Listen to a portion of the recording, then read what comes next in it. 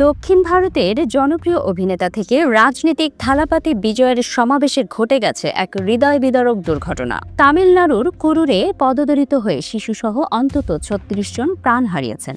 শোকের ছায়া নেমে এসেছে পুরো তামিলনাড়ুতে। গতকাল শনিবার সকাল থেকেই হাজার হাজার মানুষ জড়ো হয়েছিলেন বিজয়ের রাজনৈতিক দল টিভিকে এর সমাবেশে। প্রায় ৬ ঘন্টা ধরে অপেক্ষা করেছিলেন সমর্থকরা, কিন্তু বিজয় দেরি করে পৌঁছান সমাবেশ স্থলে।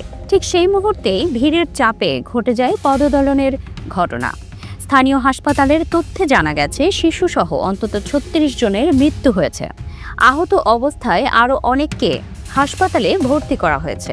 মৃতদের বেশিরভাগই ছিলেন টিভিকে দলের নিবেদিত সমর্থক। দুর্ঘটনার খবর পেয়ে দ্রুত ঘটনাস্থলে পৌঁছান রাজ্যের স্বাস্থ্যমন্ত্রী এম সুব্রামানিয়ান।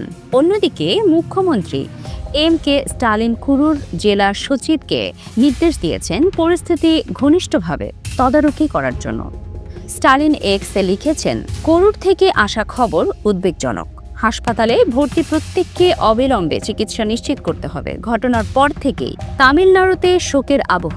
সামাজিক যোগাযোগ মাধ্যমে অনেকেই প্রশ্ন তুলেছেন, এত বড় সমাবেশে কেন পর্যাপ্ত নিরাপত্তা ব্যবস্থা নেওয়া হয়নি?